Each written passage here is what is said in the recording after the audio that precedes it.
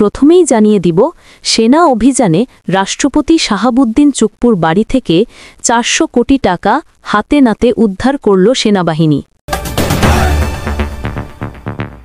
কথিত যুদ্ধাপরাধের বিচারের নামে আলেমদের ফাঁসিতে ঝুলিয়ে হত্যা করতে গুরুত্বপূর্ণ ভূমিকা পালন করেছিলেন ব্যারিস্টার তুরিন আফরোজ। কট্টর ইসলাম বিদ্বেষী তুরিন আফরোজের ফাঁসি কার্যকর করা হয়েছে। তুরিন আফরোজকে প্রশাসনের নির্দেশে রাজশাহী কারাগারে ফাঁসির মঞ্চে ঝুলানো হয়। সাথে ছিল জল্লাদ দলের 8 জন। তাদের মধ্যে একজন এই ফাঁসি কার্যকর করেন। সর্বশেষ জানিয়ে দিব, দল রক্ষাতে কার হাতে আওয়ামী লীগের দায়িত্ব তুলে দিচ্ছেন শেখ হাসিনা। জানা গেল চাঞ্চল্যকর তথ্য। এতক্ষণ শুনছিলেন সংবাদ শিরোনাম, এখন থাকছে বিস্তারিত। বাংলাদেশের রাজনৈতিক অঙ্গন কাঁপিয়ে দেওয়া এক নজিরবিহীন ঘটনায় গতরাতে রাজধানীর অভিজাত গুলশান এলাকায় রাষ্ট্রপতি শাহাবুদ্দিন চুপ্পুর ব্যক্তিগত বাড়িতে ভয়ঙ্কর সেনা অভিযান চালানো হয়। আর সেই অভিযানে হাতে নাতে উদ্ধার হয় প্রায় 400 কোটি টাকার নগদ অর্থ। পুরো জাতি এখন হতবাক, বিস্মিত আর ক্ষুব্ধ।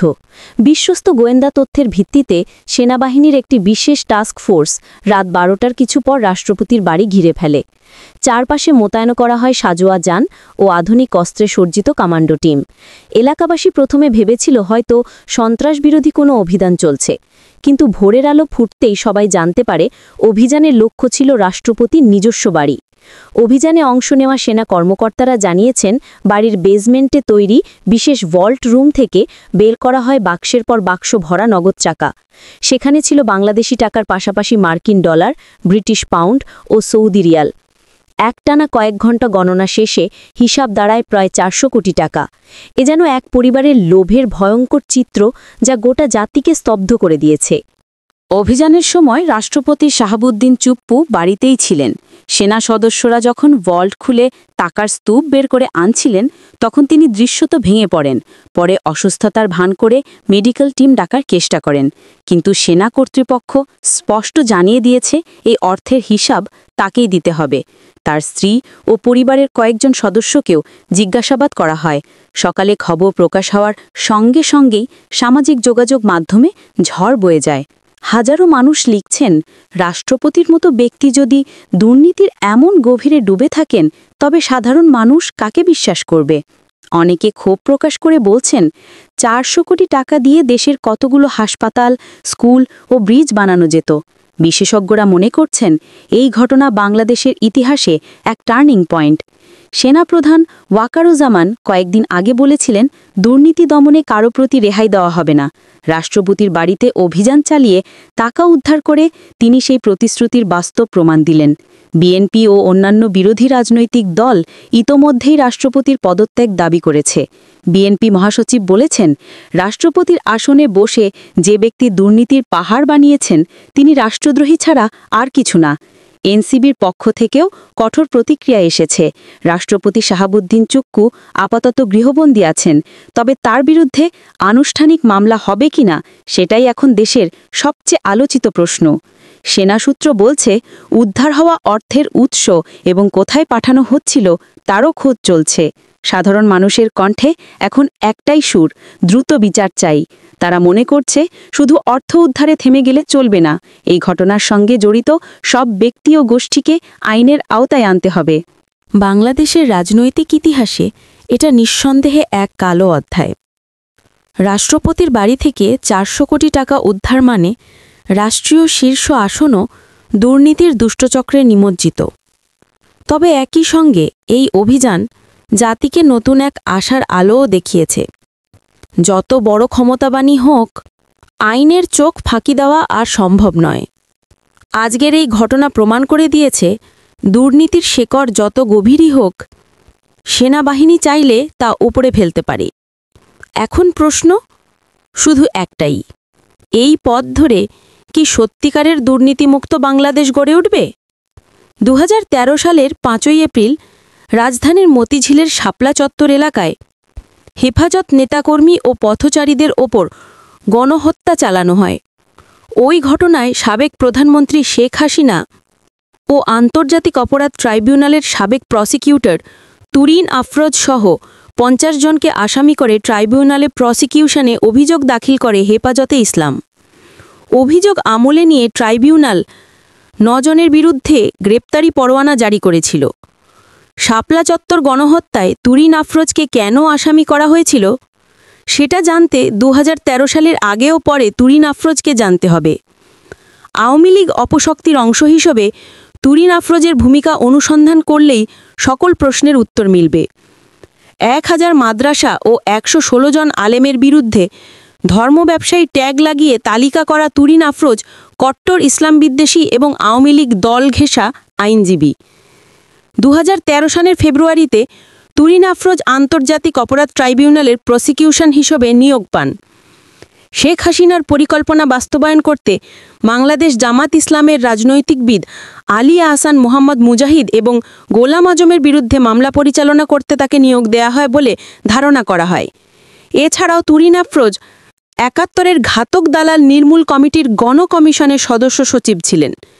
ইসলাম বিদ্বেষী এই আইনজীবী দুর্নীতি দমন কমিশনের কাছে 116 জন ইসলামী নেতার বিরুদ্ধে ধর্ম ব্যবসা, জঙ্গি অর্থায়ন ও দেশের সাম্প্রদায়িক সম্প্রীতি বিনাশের অভিযোগের তালিকা জমা দিয়েছিল। সে সময় বাংলাদেশের ধর্মপ্রাণ মুসলমানরা ষড়যন্ত্রমূলক এই তালিকা প্রকাশে তীব্র নিন্দা জানিয়েছিল। ব্যারিস্টার তুরিন আফরোজ নিজেই ইসলাম বিদ্বেষী ছিলেন এবং ইসলাম বিদ্বেষী সকল ষড়যন্ত্র চক্রের সাথে সক্রিয়ভাবে যুক্ত ছিলেন। 2013 সালে শাহবাগে গণজাগরণ মঞ্চ তৈরি করে জামাত ইসলামের নেতাদের ফাঁসির দাবিতে আন্দোলন করে একদল ইসলাম বিদ্বেষী ব্লগার। গণজাগরণ মঞ্চের আহ্বায়ক হিসেবে দায়িত্ব পালন করেছিলেন ইমরান এইচ সরকার। গণজাগরণ মঞ্চ থেকে সে সময় যুদ্ধাপরাধীদের ফাঁসির দাবি তোলা হয়েছিল। যুদ্ধাপরাধীদের বিচার নয়, ফাঁসি চেয়েছিল শাহবাগেরা। সেই আন্দোলনের আহ্বায়ক ইমরান এইচ সরকারের সাথে সখ্যতা ছিল তুরিন আফরোজের। কথিত যুদ্ধাপরাধের বিচারের নামে আলেমদের ফাঁসিতে ঝুলিয়ে হত্যা করতে গুরুত্বপূর্ণ ভূমিকা পালন করেছিলেন ব্যারিস্টার তুরিন আফরোজ। শেখ হাসিনার পরিকল্পনা বাস্তবায়নে রাষ্ট্রের আইনকে বিভিন্নভাবে প্রভাবিত করে জামাত ইসলামের 13 জন নেতাকে ফাঁসিতে ঝুলিয়ে হত্যা করা হয়। সেই সময় শেখ হাসিনার দোসর হয়ে আদালতের দায়িত্ব কাঁধে তুলে নিয়েছিলেন এই আইনজীবী। বিদেশি গণমাধ্যম ভয়েস অফ আমেরিকার সাংবাদিক সে সময় তুরিন আফরোজকে প্রশ্ন করেছিলেন, আন্তর্জাতিক আদালতের আইনে মৃত্যুদণ্ড দেয়া যায় না, সেক্ষেত্রে যুদ্ধাপরাধের দায়ে মৃত্যুদণ্ড আইনের সাথে সংঘর্ষিত অবস্থানে রয়েছে কিনা সে সময় তুরিন আফরোজ প্রশ্ন এড়িয়ে যান। 2018 সালে মে মাসে শৃঙ্খলা ভঙ্গের কিছু অভিযোগ ওঠে এই আইনজীবীর বিরুদ্ধে।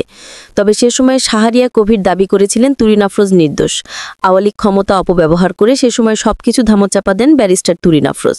তবে ধারণা করা হয় ওই সময় রাজধানীর একটি রেস্তোরাঁয় যুদ্ধাপরাধের সংযোজনের সাথে দেখা করে 25 লক্ষ টাকা ঘুষ নিয়েছিলেন তুরিন আফরোজ। একদিকে ঘুষ বাণিজ্য করে আসল যুদ্ধাপরাধীদের সুবিধা দিচ্ছিলেন, অন্যদিকে বানোয়াট অভিযোগে জামাত ইসলাম নেতাদের ফাঁসি কার্য করতে কাজ করেছিলেন তুরিন আফরোজ। এই কর্ম জবকে তুরিনের সাথে সাবেক বিচারপতি শামসুদ্দিন মানিকও জড়িত ছিলেন বলে জানা যায়। আওয়ামী লীগের দশর পরিচিত তুরিন আফরোজ নিয়মিত শাহরিয়া কবির, ইমরান এই সরকার ও আওয়ামী লীগের প্রভাবশালীদের সাথে নিজের বাসায় মদ, জুয়া, যৌনতায় মেতে থাকতেন বলে অভিযোগ আছে।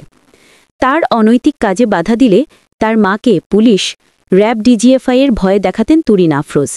একসময় তার মাকে বাসা থেকে বের করে দেন বলেও অভিযোগ করেন আফরোজের মা শামসুন্নাহার বেগম।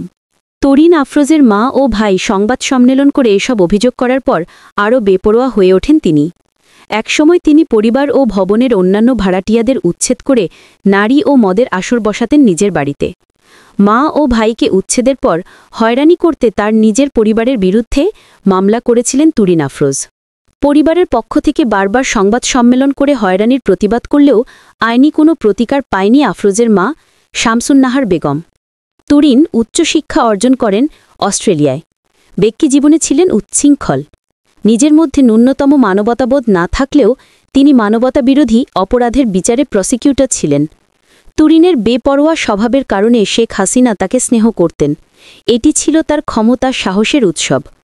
ট্রাইব্যুনালে জামায়াত নেতা গোলাম আজম, মতিউর রহমান নিজামী, আলী আহসান মোহাম্মদ মুজাহিদ, মোহাম্মদ কামরুজ্জামান এবং বিএনপি নেতা সালাউদ্দিন কাদের চৌধুরীর বিরুদ্ধে মামলা পরিচালনা করেন।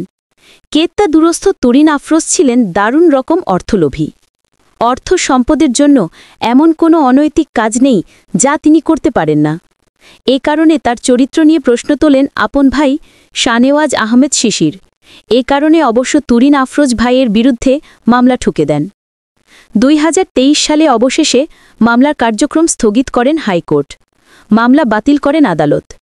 এর আগে তুরিন অবৈধ প্রভাব খাটিয়ে 2021 সালের 31 অক্টোবর শানেওয়াজ আহমেদ শিশিরের বিরুদ্ধে অভিযোগ পর্যন্ত গঠন করান।